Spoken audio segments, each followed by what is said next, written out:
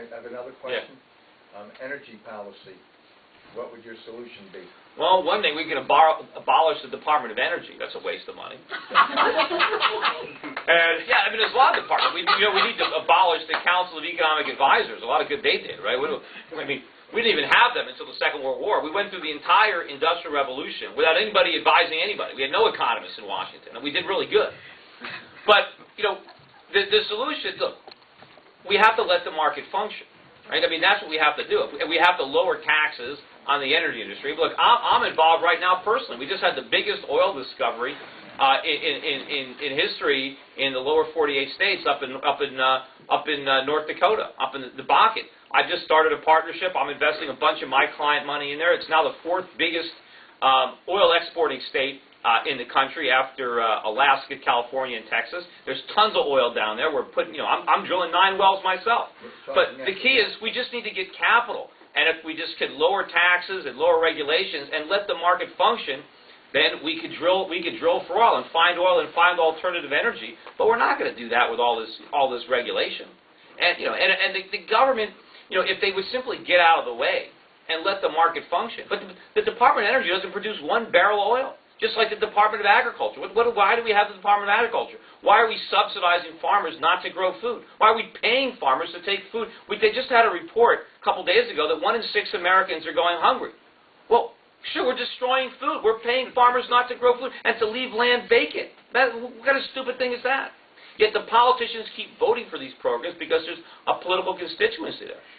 So we've got to get the government out of energy, out of agriculture, out of all these things. Look how it's screwed up education. I've been having this debate recently. They just jacked up tuitions at UC Berkeley. I went to Berkeley, and they're all protesting there. But, my father went to the University of Connecticut, right? And his parents had no money. He was the last of 8 children, and my grandfather was a carpenter, so they didn't have any money, right? But my dad went to college. He didn't borrow any money. He worked his way through school. He had a summer job as a waiter, and he graduated in 4 years. UConn, debt-free.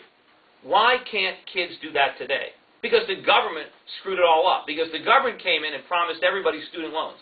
And they guarantee all this aid for education. They guarantee all these loans. And so now the students take all this government money and they bid up tuitions. They all bid against each other. And so the universities say, this is great. We can keep raising our tuitions and the kids get the money from the government. So now college costs a fortune. The universities are rich because they made all this money. And the kids are stuck with a bill. And now we got all these kids going to college. The college degree is worthless anyway. They got to go and get a master's degree or a doctor's degree. So they're in school for 10 or 12 years. They're borrowing hundreds of thousands of dollars. This system is a disaster. And it's bankrupting our kids and the families, and it's enriching this huge educational bureaucracy. What the government has to do is get out of the way. Stop the funding. Stop the student loans so colleges will slash their prices so kids can afford to go. But it's like wherever the government gets involved, if it's there, if it's healthcare, it screws it up. What the free market does is bring down prices and bring up quality. Right? Plasma TVs are getting cheaper every year. Cell phones are getting cheaper because the government doesn't get involved. If the government was involved, it would be like the post office. Stamps always get more expensive, but phone calls get cheaper. Because the government is delivering the mail. You don't think the private sector could deliver the mail for less? Of course.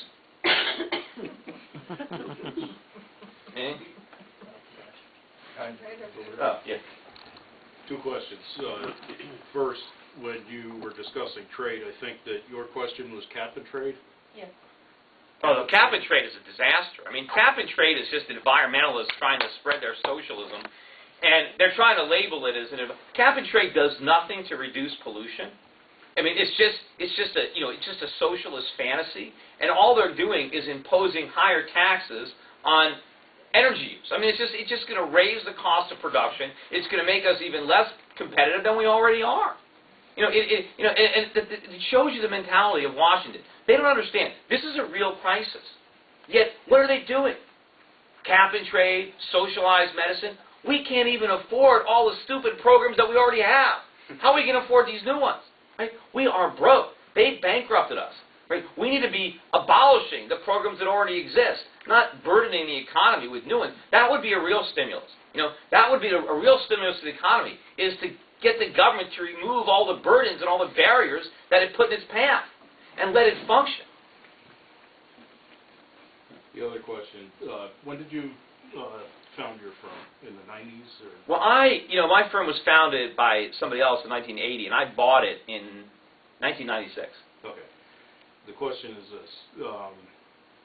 Did you belly up during the party, or did you invest your money and your clients' money on the principles of your I initially gained some notoriety with my clients. I started cold calling. And in 1998, 1999, I was calling anybody who would listen to me and telling them to sell their tech stocks, that it was a bubble, that these stocks were going to collapse. I predicted the market would drop by 90%. I was saying, get out, this is terrible. And a lot of people didn't listen to me, and they regretted it. And the people that did, I made them a ton of money. I got them out of stocks. And what was I buying in 1999 and 2000? I was buying gold when it was $260, $270 an ounce. I was buying oil at $17, $18 a barrel. I was getting people into commercial REITs and energy and agriculture stocks in Asia, in Australia, in Europe. I was buying stuff that nobody wanted, and it was great, and we had a huge run. And then, I accurately identified the housing bubble. I've been renting homes for years while people were making fun of me because I wasn't buying. I tried to point out that this was a bubble. So I had a very good a record of predicting, and my firm has grown from, maybe back in 2000, maybe I had $20 or $30 million, and now I've got a couple of billion. The number of accounts, I probably had a couple of hundred clients. I got like 15,000. So most of Wall Street has shrunk. I mean, the 2000 was the peak of most of these retail firms. The profits they've made now has all been gambling money. It's all been, what they've got off of leverage and trading and stuff like that.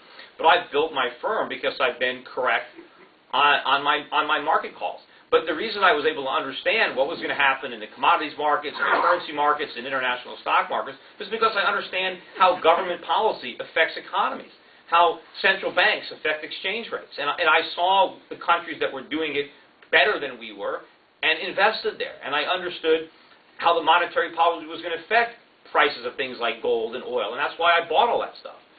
But now, instead of just trying to figure out how to make money off what the government's doing, I want to stop it. Because it's getting out of control. And some of my clients are actually, well, why do you want to, they think that if I go there, I'm going to screw up their accounts. Because, maybe gold won't go to 5,000 or maybe, but, it wouldn't be so bad if I could stop that. Because it's not going to be fun to have to endure that. And I don't even know, it might even be too late. But maybe if I get there and I get in the Senate and I do what I'm doing now, I stand up there in the Senate and talk until I can't talk anymore. And filibuster everything that tries to come through that House. Try to make sure that no legislation goes through the Senate. The only stuff I want to go through is repealing the stuff that's already there. And maybe I can stop them from raising the national debt. If I can do that, then I shut down the government. And that's what we need to do.